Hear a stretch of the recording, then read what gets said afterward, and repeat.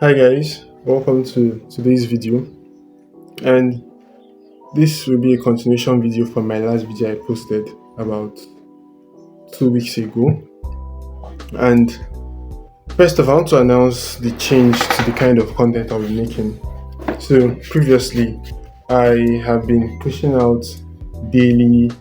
My videos usually consist of videos made daily as to the trades I'm taking and how I'm managing it and how I'm closing it and whatnot. But the videos I'm posting about my funding journey going forward are going to be more relaxed, chill. It won't be everyday something. It will just be me reviewing the trades I've taken, the lessons I've learned for that week, what I've reflected upon, and hopefully you guys are able to take one or two things away from it. That's the goal. So as for the funded account, the $10,000 funded account, let's have a quick review of the trades so far I've taken, and I'll probably put it somewhere here, and also be able to share any mistakes with you guys. So I got the account on the 10th of July, and the first trade I took that first trade on that day because Equity Edge said they give your first payout is 14 days after your first trade on an account. And so I wanted to get a payout. Since that was 10th, my payout, if I took a trade on the 10th, my payout would have been on the 24th, which I did, 24th. The day of making this video currently is 25th of July, which is a Thursday. So I took a trade that day on gold, as you can see, just 31 cents. I just entered it and closed it in under 2 minutes. Now, this actually violates their 2 minutes rule, which is that you can't enter a trade and if you enter a trade and close it within 2 minutes, the profit you made here will be deducted. So this 31 cents will probably be deducted when I request a payout. That's fine. Then on 12th, I took 2 trades that day, which in the previous vlog I vlogged. One was a break-even trade. The second one, the first one, which is ADNZ, was a break-even trade. Yeah, or just little profit, $11. So that's like 0.1% of the account. Then the second one was a loss. Now, as at this time, remember, I was risking $100, like I've told you guys on previous videos. Now, when I get funded, I'll be risking $100, which is 1% of the account. So I got slipped. There was a high impact news that day, which I was aware of, but I was very late to react, and I got slipped. Now that was a lesson in of itself. I now have a plan as to how I want to be managing trades on this account whenever there is a high impact news. So for the next week, I took a trade on USD CAD. That was a full 1% loss. So at this point, I was down 2.6%. I was supposed to be down 2%, but then slippage. And then the next day, I took a trade on GBP USD. That should have ended as a break even, but also slippage. There was a high impact news. So as you can see, back to back, I was getting my slippages coming from high impact news events. So, I mean, they say if something happens to you 3 times, then there's a way it's being said. I can't remember the proverb or something. So yeah, at this point I was down 3.2%, and with the goal I've shared in the previous videos as to probably I've not shared it, but in my head I wanted to pass my 10k account and get the withdrawal in the month of July, and then in the month of August I'll do that for a 50k account, and then in the month of September I'll do that for a 200k account. You know, I was feeling very confident in the outcomes and not necessarily focused on the processes. So as I was down 3.2%, I initially wanted to put the blame on the prop firm, but no, I had to realize that I had to take all the blame actually, and so I took a step back a bit to really look at things. I was still risking 1%. So going on that week, I took a USD CAD trade. Yeah, I took a USD CAD trade, which ended up in 0.5% win. I was still risking $100 by the way. Then there was a buy. Now this buy, you can see I made $9.65. Actually, after going down 3.2%, I couldn't trust myself to make logical decisions, trading decisions. So I was, sending my charts to a friend of mine that also trades the same way as I trade. And so he immediately pointed out to me that you never forecasted this trade in the first place, so why are you taking it? And I actually had a realization and immediately cut off the trade, even though this USD CAD long, like this was a buy, USD CAD long position actually went in profit a lot. But yeah, it wasn't in my plan. It's not the bread and butter type of setups I would normally take. And so I closed it there. Then the next day, 18th, yeah, it was still the same week. That's last week actually. I took a GBP USD sell.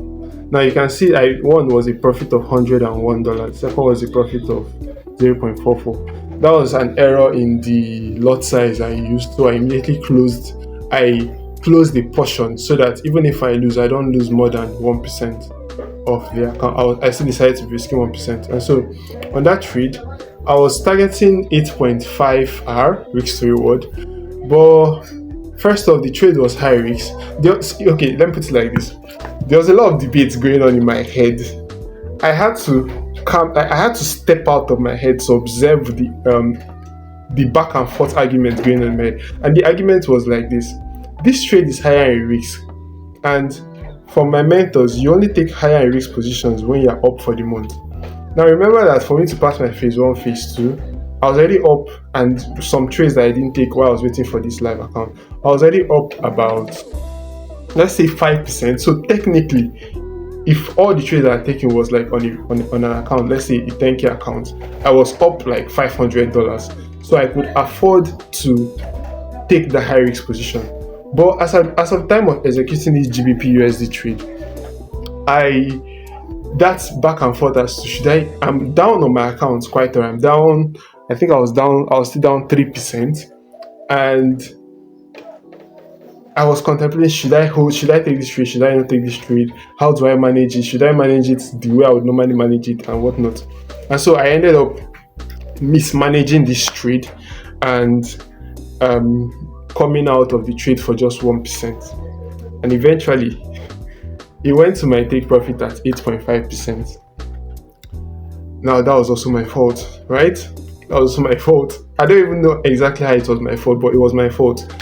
For, would I say taking the high risk trade or just accepting the risk?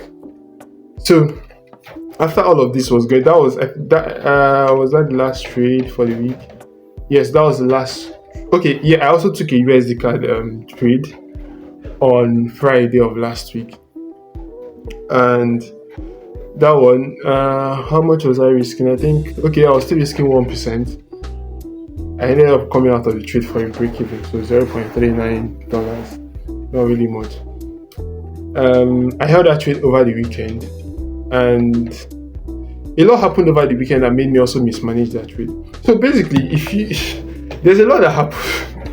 Oh god, a lot has happened in trading that it will affect your mind, and if you've not got some kind of training as to how to compose yourself. I personally, let me talk about myself. I would have blown up this account by now, trust me, because I'm speaking as someone who has taken challenges over and over and over again, lost challenges, but this would be my second evaluation I've passed in my 2 years of trading.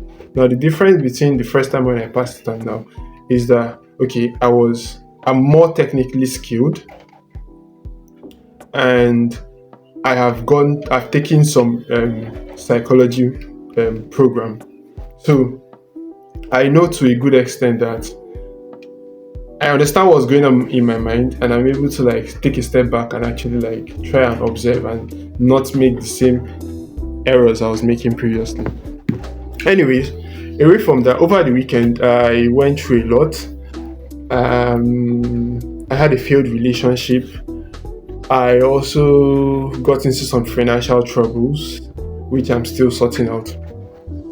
And in all of this, I knew that going into the next trading week, if I was to take a trade, it would be out, my emotions would be fucked up, and I would blow the account. So first off, I reached out to my friend again, the same guy, and we went over some certain things. He gave me some advice. I listened closely to the risk management protocol, so at this point, okay, let me take it there. I listened closely to the risk management protocol, and I decided to reduce my risk to $50. That's 0.5%. And so I risked $50 on this trade, and I think that's the approach I'll be going with now. I risked $50 on this trade, and I managed to close for a 1:6. Now you see $295 on GBP CHF. That's because swap fees actually took out of the profits. But yeah, managing the trade and everything was as pinpoint as possible, because I just felt like, okay, even if I lost $50, I would just be down 2%. It's not a big deal. The day of withdrawal was already here, so I just have to take up my mind off of trying to make a withdrawal and then look forward to the next withdrawal date. As a matter of fact, the first withdrawal date, like I mentioned already, was 24th. So the next of July, the next one is going to be 7th of August. So currently, I am up 1.47% on this account. Honestly, I've told myself that I would make a withdrawal from this account as at the next withdrawal date. So the next trade I'm going to take in, I'm going to be risking $20. So that even if I lose that, I still have $127, which I can use to make a request for withdrawal and get at least $100 from Equity Edge. Now, another thing that also came up within this whole process of me trying to rush to make a withdrawal on the 24th is Equity Edge. They've been having payout backlogs, and that's already a sign that they might fall. They might go bankrupt. I'm not praying that happens, but I just have to state the obvious. Anyone who is really into the prop firm industry know that Funded Engineer just closed, and a lot of other prop firms are going under. So it's very safe to assume that, knowing that Equity Edge, which I trade with, are a simulated prop firm. You don't trade real prop firm compared to the likes of Willis Capital and Lux Trading Firm. I am not endorsing any of this thing. Please do your own research before you go for a funding company. So, if I'm to say the reason why my trade performance actually went down after getting the live account, because for my main account, during the evaluation, I was much more confident, but then when I got the live account, all the pressures that, I've gotten the account, now it's time to make withdrawals, and so many other things made me to derail. So I've decided that right now with my $147 profit, I'm not going to risk more than 20. If I take a loss, I stop trading on that account. I relax.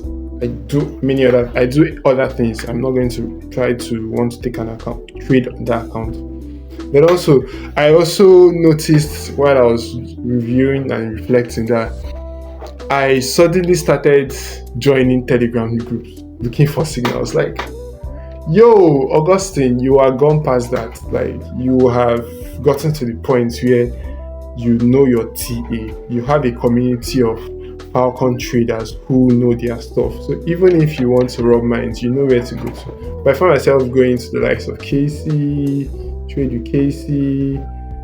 There was even, I think, one of the GBPUSD trades that I took. I actually was looking for confirmation within his group. Another group posted it. I think All Blues FX and one other group like that. I had to delete everything. Right? That was something I had to do. Because I knew I had my edge. I just needed to get better at my edge by sticking to only my edge and actually trading it and journaling it and learning from my trades and so on and so forth.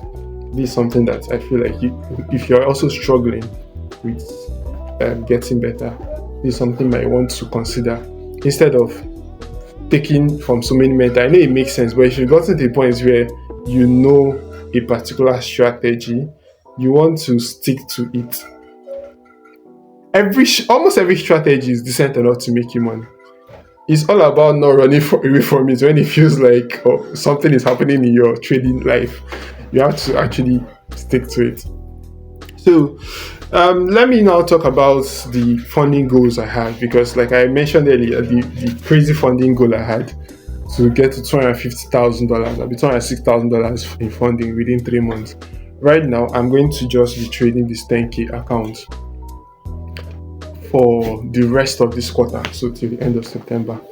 I want to get used to getting those withdrawals, seeing it in my crypto wallet, and using the money, actually spending the money and seeing that it's real before looking to level up. All right, I don't want to rush the process because I know that it's still relatively easy to get capital in this industry, provided you are good. But when you try to rush the process, my mentor says, Mark Hutchinson says, slow is fast. So when you do the things the right way, the result comes in faster than when you try to chase the result. So for me now, 10K to the end of this quarter, and then by the end of this quarter, I'll then review what I want to do for the next quarter, Q4. Do I want to go for a higher account with which prop firm, all these things. Then so yeah, that's basically all I wanted to talk about in this video. By next week, I will be going for my NYSC orientation camp. Honestly, I do not know how the experience would affect my trading. I know it will affect my trading, that's for sure. So I'm aware of that. And for example, this week I missed a trade on Monday because, just coming off the back of a breakup and whatnot, I did not trust myself. In fact, I had not even done my analysis for the weekend. So if I had opened my chart trying to take a trade, I would have messed up that trade. Right? I would have messed up that trade. So I'm more focused on performance over results, because I know that what will give me results is my performance, good performance. So I'm striving everything possible. The only thing I can control is how prepared I am to execute my plan. I cannot control when a trade that fits my plan comes. So yeah, thank you for listening. This has been a very long video. If you've listened to the very end, I appreciate you, and I hope you've gotten something from this video. Hopefully the videos will keep on rolling out, and I'll see you on my next video. Cheers and bye.